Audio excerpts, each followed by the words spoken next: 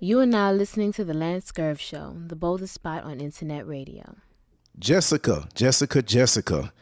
This world is going crazy. There's so many changes going on out here. And right now, for the most part, you are right in the middle of things that are happening. And you as an activist, I'd like to know how you feel. What's your take on the recent events?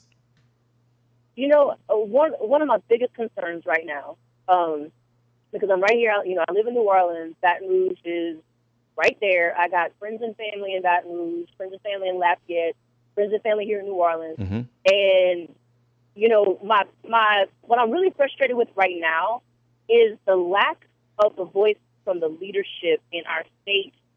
You know, our governor, our senators, our representatives. There is a lack of attempt on their part to exercise some kind of attempt to calm down the emotional needs of the people. Mm-hmm. And, that's what's scary to me, because one of my friends has a poem where our previous governor, his last name was Jindal.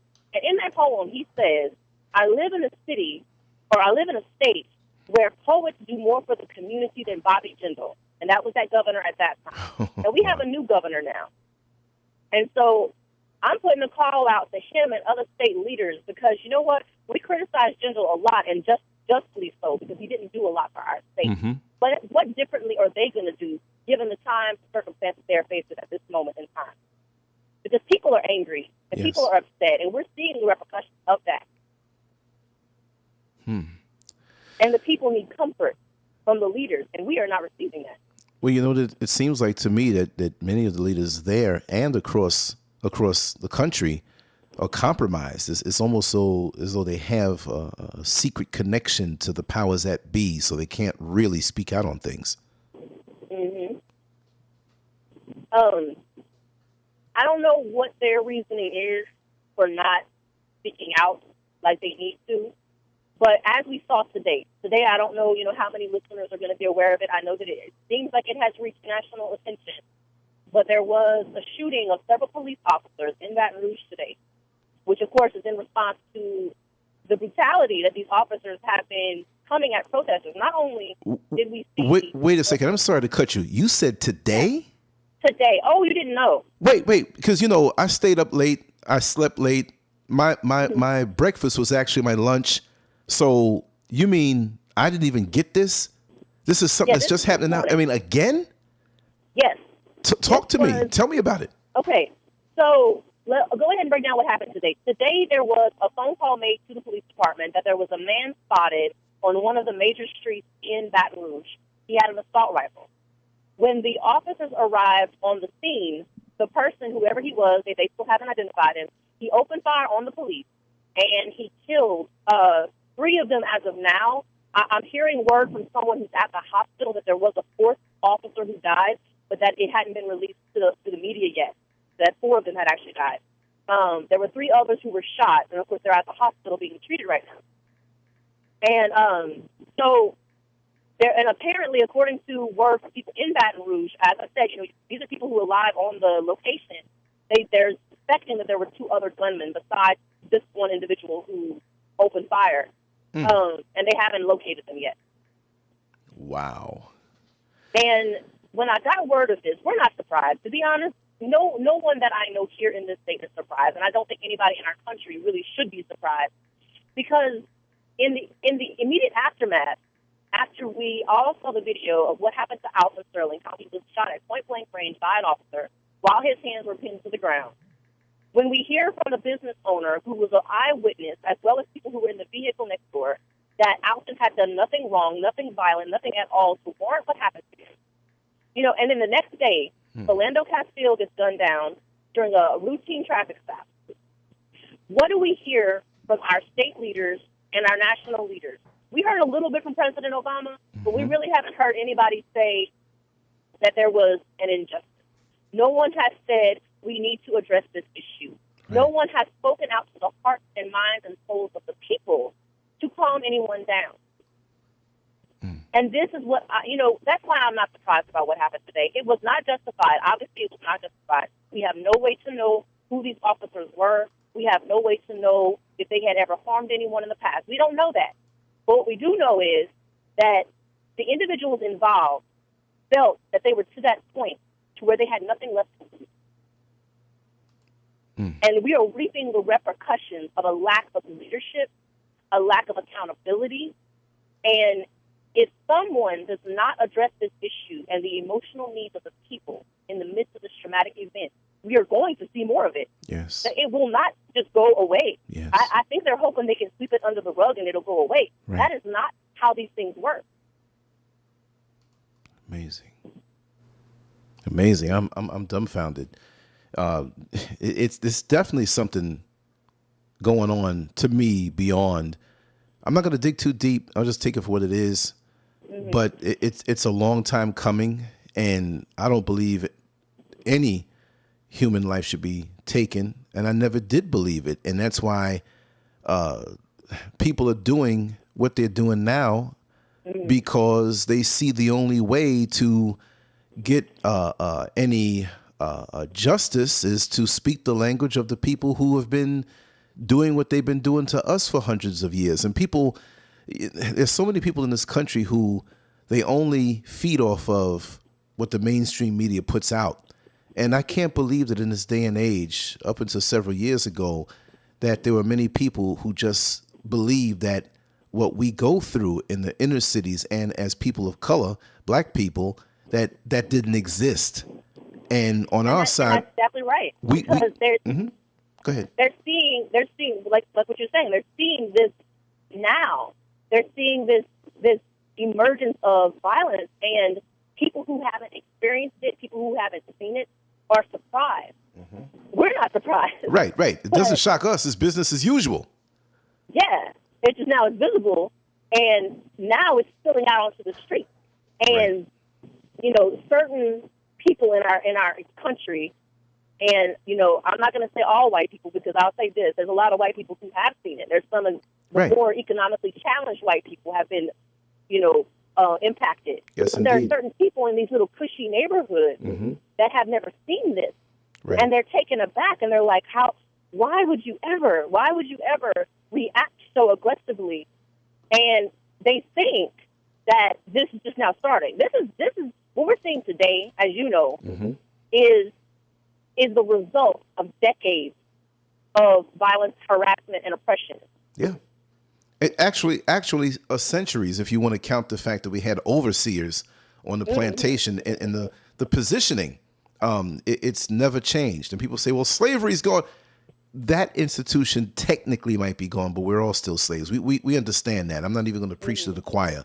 But that proximity of that one who is over us and how they treated us, we'll put it this way, there's no black man and not many black people. I'm not going to knock and say women don't go through it, because they're connected to the man and they go through it too. Even though they may not be looked at as the threat as much, they get it too. And if they don't get it directly, they get that pain when they get that call. But directly, just to say it this way, and I'm not splitting off what the women go through, but there are not many black men who don't have a direct story in the negative dealings with the police department here in the United States. We have politicians saying it, actors and clergy. Yeah, whenever you have, and this is the thing I think that, a certain portion of white America is not aware of. There is not even one black man that I know that has, let me put it this way, every black man that I know has had multiple encounters with police. Multiple. Yeah, I have. And speaking on, every type of career path that you can think of, every type of economic standing. Economic standing does not protect anybody. This is across the board. And for white America to assume that there's not an issue is absurd, because I was speaking on the radio yesterday here in New Orleans with a friend of mine who was assisting with a radio show. And we were speaking about the legacy of racism. And I told her, I said, it's not overt. They're not going to say, I'm purposely harassing a black person. They're not going to say that. They're not going to say, I'm doing this because I hate. They're not going to say that. Right. The way that these individuals impart this racism is by saying they believe that black and brown bodies do not know how to act. They believe that black and brown people need to be controlled. because if they don't control us, then we'll go crazy. That is what racism actually looks like. Yes. They don't go around saying we hate you. They don't say that. That's right. They say we fear you because we think we can't control you and you might go crazy and hurt somebody. That is what racism is. They are afraid. It is their own personal fear. Mm-hmm. It's not like simply hate. There are certainly some of them who express hate, but it's a fear. And one thing that keeps coming out in all these cases, if you notice, what do the police officers say? I feared for my life. Mm-hmm. Mm-hmm. Whether the man was armed or not, or the woman was armed or not, no matter what the situation was, the majority of these officers are saying they feared for their life. Now, when we look at the situation, like with Alton Sterling, for example, his arms were pinned. He couldn't possibly do anything. If we look at Eric Garner was trying to back away, trying to make sure they understood he was not a threat to them. When we look at Philando Castile, he alerted the officer, "Officer, I do have a weapon. I have a license to carry the weapon. I'm getting my driver's license." That officer was incapable of escaping from his own personal internalized fear of a black body. Right, right. That is what is causing this issue right now. Mm-hmm. And it's not on behalf of the victim, the black man or the black woman or the brown bodies. It's not on the part of us to make you no longer afraid. We've already done enough to make people not afraid of us. Right. Bent over backwards. Exactly. So these people, these officers, need to address that fear. And recently, I saw a post about the sheriff who took over, I believe in 2007, in Richmond, California. Mm-hmm. And the first thing that man did when he took over leadership was to address the fact that there was an issue. And he admitted it. And he's been participating in the protest. And there's a photo of him going around where he's holding a sign that says Black Lives Matter. Because the first thing that he did was he checked his ego at the door when he entered the position. Right. And he said, I recognize that there is a problem. There is too much harassment. There's too much distrust. The black community does not trust the officers. We need to address it to save lives. And he implemented new policies and new leadership. And from what the reports are saying, this man has literally eradicated the issue. Right. You know, he's not having an issue where he has black and brown people being killed by his officers any longer. And that's a powerful statement. But what did it take? It took for a leader in a position of power to first admit that there was a problem. That's right. And then to second, take ownership of that problem and put it into place where his officers understood this is the type of community that we are going to lead. This is the type of community that we're going to be a part of. And he put it into place. And what that proves to me is it is possible. Now, in my state, I'm looking at my state leadership right now. And I'm asking them to acknowledge, first of all, publicly acknowledge that there is a problem. That's right. Because too many lives are at risk right now. This is not just police officers' lives. This is not just black and brown lives. It's everybody's lives. We are all at risk because the tension is high. And in any situation, I've worked in traumatic events before. I worked with rape survivors. Yes. I have worked with people in the aftermath of Hurricane Katrina and Hurricane Rita. And one thing that we are always taught before we enter these scenarios is people's emotions are on high. Right. People are afraid. And when people are afraid, they act out in irrational ways. Right. And if you are trained in how to handle these situations, you go into them understanding that, you go into them with a peaceful presence, and you don't attack, you don't accost, you express you are here to address whatever the needs and whatever the fears are. So I'm looking to the state leadership, and I'm asking them to come forward and to say something publicly. Do what the sheriff in Richmond, California did. Publicly announce, we know that there is a problem. We know that for decades, black and brown people in the state of Louisiana and across this nation have been suffering, have been harassed, and now that we publicly, visibly see it, we're not going to deny it, and we're going to take measures to address it. Because that, to me, is what's really triggering. Like, we know in black and brown communities, we knew that this was going on. Yes. But there's a difference whenever we know that the white community isn't necessarily aware of it. Maybe the leadership hasn't actually visibly seen it. With that, we're kind of like, you know what, we know you can't really address it because you're not even aware of it. And we kept inviting people into our communities. And we've been working on the front lines as activists, peacefully protesting organizing these organizations to uplift the communities. And I can rattle off a long list of organizations that have been working in the community. So it's not a lack of accountability on our part in the community. We've been doing the work. But now that it's visible, now that we have video and photographs and it's internationally recognized, Al Jazeera and BBC are acknowledging that there's an issue. Okay, people are angry because in the face of it being visible, there's still not justice and accountability. And that is what's triggering this anger right now. Because now they can't deny that they see it. So what are they going to do? Exactly. The call is on them. The leadership needs to step up because we're already doing our work. We've been doing our work. You know, we have artists teaching in schools. We have people that go into the prisons and teach and help rehabilitate men who've been in prison for years. We've got the organization called Resurrection After Exoneration here in New Orleans that assists men who have been wrongly convicted.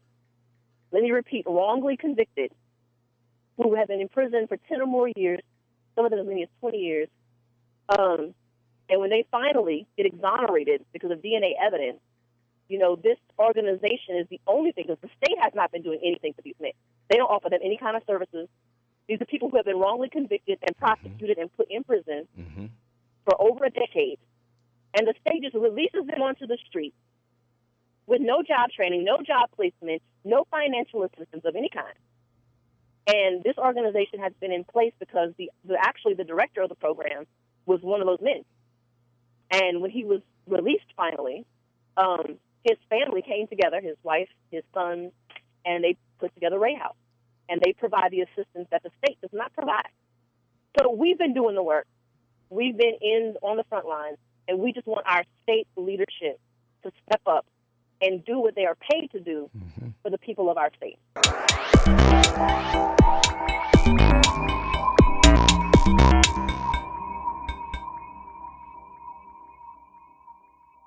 Make sure to check out the boldest blog at Lancescurv.com and follow SCURV on Twitter, Facebook, and YouTube under Lancescurv.